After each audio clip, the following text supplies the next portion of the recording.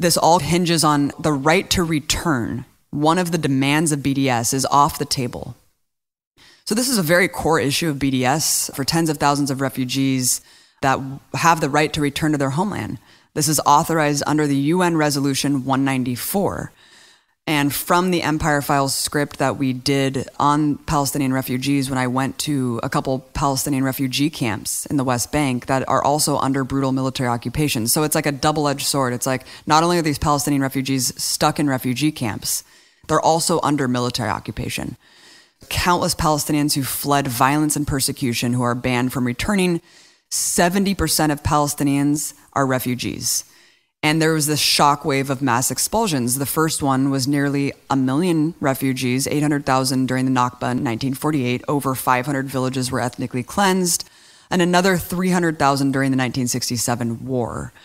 The United Nations Relief and Works Agency for Palestinian Refugees, known as UNRWA, tracks that refugee situation. They register hundreds of thousands of Palestinian refugees all over the world. There's tons in Lebanon, there's tons in Syria. Jordan is also home to 1.9 million Palestinian refugees. But shockingly, an even larger number are internally displaced. So more than 2.2 million Palestinians are refugees within their own country, blocked in violation of international law from returning to the land they live just miles away. They're packed into refugee camps. So within the state of Israel, over 300,000 remain as displaced Palestinians. In the West Bank, nearly 800,000 people are unregistered refugees. So 2 million people are packed in the Gaza Strip. 1.1 million of those people, Robbie, are refugees as well. You know, that was caged off as kind of a surplus of all these refugees, and then that's why they just hate Gaza so much and collectively punish Gaza all the time. It's really, really unbelievable. So this UN resolution that Nikki Haley and Trump want completely off the table is 194. It was issued after the Nakba in 1948. That was authorizing the return back to their homes with compensation for their suffering because they were ethnically cleansed. So to this day, Israel remains in violation of this UN resolution. So they're violating so many international laws. It's not even funny. Every single settlement in the West Bank is a violation of international law. This is a violation of international law. The point remains, is the Trump administration also violating international law by just completely shutting down the last vestiges of Palestinian rights and agency around the U.S. and in Palestine itself. I went to Aida and Balata camp. Aida camp is in Jerusalem, known as the birthplace of Jesus Christ. It's a very dystopian place, snaked with a huge apartheid wall that separated all these Palestinians from their family. And it just blocks generations from their ability to harvest the olive trees around there. I mean, that's one of the only ways that they can provide for their families. And it's also just this super militarized occupation that they constantly raid these camps, almost on a daily basis. They arbitrarily shoot kids. There's people who have died from the shooting of tear gas canisters in the homes. This is all times of the day, almost every day. We were actually lucky to not see a raid while we were there. But we spoke to this guy, Munter, who took us around on this amazing tour, and he just told us horror story after horror story about how much they raid these camps. There's even on video of IDF troops barging into one of these camps at night and saying, "We are going to gas you to death," to this little kid standing there. So this is what the reality is in these camps. They're packed to the brim. You can see I took a tour in Balata camp. It's another camp that's kind of a hotbed of resistance. In Balata, there's 28,000 refugees packed in this space. No one would want to live like that. They have to store their water in little water tanks, again, that the skunk spray from IDF soldiers goes and contaminates their water supplies for the entire month. Just little things to completely fuck up their lives on a daily basis.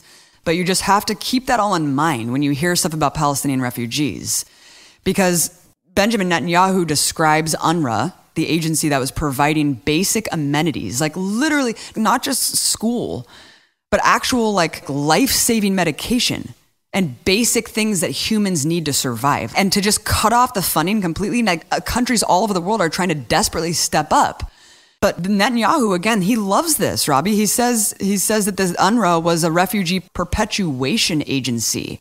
He says Trump has done a very important thing by halting its financing. State Department spokesperson Heather Nauert said that 1948 refugees should not share that status with descendants of the refugees, and that the UNRWA basically, quote, endlessly and exponentially expands the community of entitled beneficiaries, privileged entitled refugees that enjoy the status of refugees when they're not actually refugees. They're just descendants of the refugees that we ethnically cleanse and are keeping housed in these prison camps. So the US in 1950 was actually behind the establishment of UNRWA and promised that it would lead to the implementation of that resolution 194, which was the unconditional right to return. And it would only be dismantled if that resolution was rejected. And Trump cannot just reject this single-handedly. So it's absolutely insane. Well, just thinking, Abby, while you're saying all this, is that explains the timing of this, also explains why John Bolton made such a staunch statement about the International Criminal Court, because guess who will be probably number one in line to get implicated in war crimes and like nation state crimes? What? Israel. Yeah, yep. I mean, goddamn, think about it. Yep. If the International Criminal Court is able to bring in Israeli officials, man, that's the beginning of the end for them. They're fucked, dude. That's why they have to fight against this tooth and nail, because they know that eventually the tide is going to turn, and not just against Israel, but against the United States too. It's obvious why they're taking such a staunch. Yeah, no, John Bolton, that was part of it, where Palestinians were trying to basically introduce Israel to the ICC because of the Great March of Return, and Bolton threatened it immediately. I mean, that's kind of the impetus of this alongside the Afghanistan thing. And so the U.S. policy now is recognizing the existence of only 500,000 Palestinian refugees. So this, out of the total of almost 6 million Palestinian refugees that actually exist. And this is recognized by UNRWA. This is a UN agency. This is not like a controversial thing. So they're just stripping the status of nearly 6 million people. Of nearly 5 million people. And this is, again, one of the core issues of the conflict. This is a really, really core issue. And Trump is just, it's just disgusting. I mean, it's absolutely heartbreaking. It is absolutely heartbreaking. No, I mean, and if you want to talk about neocon behavior and how the neocons are doing the bidding of Israel or whatever, which I don't necessarily agree with, that paradigm, I think there's a very mutually beneficial relationship there, then how could you see what Trump is doing as not a continuation and an escalation of the neocon paradigm? George W. Bush never did this kind of shit. Yeah. Like, he didn't go to this length, or these lengths. I mean, he didn't move the embassy to Jerusalem, even though there was all these resolutions passed saying, yeah, we're going to do that. Like, you know, everyone seemed to agree with that symbolically, but no one ever actually did it until the Trump administration. This is all like being rushed. Yep. In a tweet, Netanyahu said, "The weak crumble, are slaughtered, and are erased from history, while the strong, for good or for ill, survive." So this is in the midst of all of this. He tweets this bizarre thing. And then in a leaked email reported by Foreign Policy Mag, Jared Kushner, of course, Trump's advisor and main broker of peace in the Middle East, said, "It's time to, quote, disrupt UNRWA," end quote. He added that, quote, "Sometimes you have to strategically risk breaking things in order to get there." So basically, they just want to say, hey, there's no Palestinian refugee problem because there are no Palestinian refugees. So that's an easy way to just be like, what? You know, you remove the status of refugee and the problem's gone. Boom. Wiped your hands clean. And then you have just the West Bank. I mean, these refugee camps are mostly in the West Bank, but again, the West Bank is split up into different areas. Area A, B, and C. Area C is under Israeli security and administration. And in Area C, 180 Palestinian villages exist, and they are constantly raided, constantly brutalized, raided, and attacked by Israeli soldiers. So, you know, in Hebron, which is another place that I've talked to a lot about, that's one of the only places that's actually a city center, that a settlement was built inside of a city center, and then militarized IDF forces like destroyed this city, this Palestinian city, and created a ghost town. There was just this video of this tiny little girl climbing over like a 20-foot blockade to try to get into her home because Israeli forces just like randomly put this giant gate blocking her house. And so she's like dangerously scaling this fence that someone just happened to tape. I mean, this is going on a daily basis, like we said. There was just another incident where the IOF, I want to call it the Israeli Offensive Forces, killed a Palestinian named Al-Khalil. Settlers were kicking him until he bled out. They claimed that he had a knife on him. That's what they always claim. And another thing, and I'm getting this, basically most of this from that Sarah girl that I talked about, but just a couple more stories to finish this up. Israeli bulldozers, this is according to the Palestine Chronicle on July 28. Israeli bulldozers destroyed a water pipeline supplying the northern Jordan Valley and declared the entire area a closed military zone. So this is another thing, like I just said, those 180 Palestinian villages that exist in Area C, Israeli officials just randomly will raise the land and then declare them a closed military zone for live fire operations or just random drills. And they just do this completely randomly and arbitrarily, and then they'll just demolish all the homes and be like, we need this for a military zone now. Nearly 20% of the occupied West Bank has been declared, quote, firing zones since the 1970s. But according to the UN, nearly 80% of these areas are in fact not used for military training at all. They just do this as an attempt to annex the land more and more. Another story from Haaretz. Israeli border police demolished 4 buildings that were erected without permits in the Palestinian village of Al-Walaja, wounding 10 people in the process, and some people were claimed to have been shot with live fire. 40 people were said to live in the buildings. During the operation, several dozen residents barricaded themselves in one building and were throwing rocks at the police. They were evacuated by force with gas grenades and rubber bullets. In the last 2 years, construction of the separation wall near the village was completed, though it severed villages from much of their farmland. So this is just the whole permit thing is used as a reason to demolish buildings and just destroy infrastructure because they don't authorize permits for Palestinians. So they will build them because they have to, because family members are living there and they have to build extended rooms and stuff. And then that will be cause to demolish their buildings entirely and then just raise their villages. So back to Low Blog about Sheldon Adelson capturing the GOP. It's very incredible because Adelson is so outspoken about his priorities toward Iran and toward Israel that you really have to take that into account because Trump has really delivered on Adelson's foreign policy wish list. After winning the election, Steve Bannon spoke explicitly about Adelson's foreign policy agenda.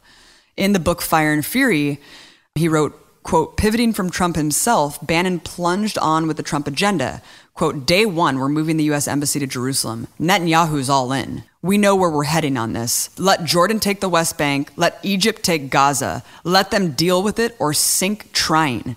Where's Donald on this? Asks Ailes. The clear implication being that Bannon was far out ahead of his benefactor. He's totally on board, Bannon replied. It is so fucking disgusting and crazy. This is one of the biggest funders of his campaign, who is literally pushing through an Israeli agenda that matches up perfectly with people like John Bolton and all these other neocons, including people like Bill Kristol and Robert Kagan. You're telling me they're not sitting there secretly loving, on some level, these policies happening with Israel and the Trump administration? This is all shit they wanted before Trump. So now they have to pretend like, or just ignore it because they don't want to make it seem like they're okay with the things Trump is doing. Adelson is completely pulling the strings here. It doesn't take a brain genius to figure that out. And, when people say, oh, Israel's controlling the government. No, you just follow the money, dude. Adelson is the biggest donor to the GOP. He just paid for the half of their budget. And he was Trump's biggest donor. I'm sure if it was someone else who was Trump's biggest donor, he would probably be moving forward on their foreign policy dream list. But it just happens to be Sheldon Adelson. And what does Sheldon Adelson want to do? Eliminate Palestine and go to war with Iran. And what is Trump's main focus since he's been in office? Yeah, so absolutely. The Palestinians, this is an illegal occupation. These refugees have the right to return. This hyper-militarized subjugation of people that have next to nothing reveals something very telling. I mean, it reveals that Israel is absolutely terrified of their plight and they want to just erase them from the world. It's just disgusting. These people have the right to return. Them in so many different ways. It's like, what could they do at this point to dehumanize them even more? Mm-hmm. They've said that they worship death. They teach their children to be suicide bombers. Just everything under the sun. They're human shields. I mean, everything to dehumanize them. And I'll leave you with a quote from Munther, who took us on that beautiful tour that you guys should check out. And I'll leave this on the timeline in our show notes. We're not leaving show notes on the actual SoundCloud timeline because SoundCloud fucked it. So look at the actual description to find some notes that we talk about during the episode. But I asked Munter, he was an extremely intelligent guy. And by the way, he got arrested and put in prison for, I think, 6 months after we saw him. And he came out of prison looking extremely gaunt and like he had been starving in there. He basically got arrested because he organizes civil disobedience, nonviolent actions in this refugee camp. But I asked him, why do you think that Americans don't understand or sympathize with the plight of Palestinians? So obvious what's going on, especially when you're here on the ground. And he said, it looks like there's a war between civilized people and uncivilized people. He said, this is not true. He said, this is not a war between Muslims and Jewish or between civilized people and uncivilized people. This is a war between occupation and occupiers. We are occupied here and we are fighting for our freedom. That encompasses the struggle. And if you don't understand what's going on, and if you somehow support Trump as this anti-interventionist, and if you don't get what they are doing, these criminal actions to dehumanize Palestinians and remove them from even the discourse, I feel like this is just one of the most crazy things that any government has done. Even though we've always been the staunch defenders of Israel and showering them with billions of dollars, like no one would have ever dared to do this because they always wanted to maintain the air of like, oh, we're still debating peace. We're still the peace brokers. Yeah. We're still on the table trying to figure out how to like make this work. And that's why this token gesture was given to fund this refugee agency. And so to just rip the carpet out from under this and just literally let cancer patients and refugees die is fucking criminal. It appears to be, and at least in my lifetime, the harshest U.S. policies towards Palestinians ever. Absolutely. And that's just shocking that that's not more talked about. And that Trump is somehow able to float by on being this anti-deep state, anti-neocon, anti-globalist president. And yet he's literally doing everything that Israel ever wanted to do to accelerate their ethnic cleansing of the Palestinians. Join BDS, download the Boycott app. BDS works. It really, really works. How is that app even still alive? Right. Yeah, no, well, they've already tried to do like a counter attack within the app itself to like boycott like Palestinian stuff. What do you mean? But, like they've tried to do like a counter app to like support Israel in the app. Like so there's an app to encourage you to buy Israeli goods and products. Yeah, so they've tried to do it, but I think there's enough autonomy within the app that they still are allowing the BDS app to flourish, and it has the most members, I think, out of any. I'm actually really surprised Apple. Campaign. Is this like an Apple iTunes app? Yeah. So you have it on your iPhone? Yeah. Mm-hmm. Wow, that's surprising to me, and that's just another example of like something that might just randomly disappear one day because of terms of service violations. Yeah. Well, I mean, if we're already at the point where Weekly Standard is telling Facebook what's fake news or not, how soon is Weekly Standard going to be telling all these other places? Unbelievable. Well, thank you for listening to this extended podcast. We wanted to give you guys kind of an extra little bit because we're so happy with the donations and all the support. Please rate us on iTunes. Please subscribe to our podcast, and please check out Patreon. We have a ton of new tiers. We're trying to figure out some innovative ways to print Robbie's awesome custom artwork. If you haven't seen the new piece on John McCain, wow, you really have to check out his art. Please join our $50 or $100 tier per month if you can afford it. And you will get a special gift package from me, as well as the print that we're talking about. So check it out on Patreon, and even for as little as $1 a month, that really helps us out. Yeah, thank you so much, everybody, for all your support. It's incredibly meaningful, thankful for it every day, and we'll continue to bust these out on a regular basis.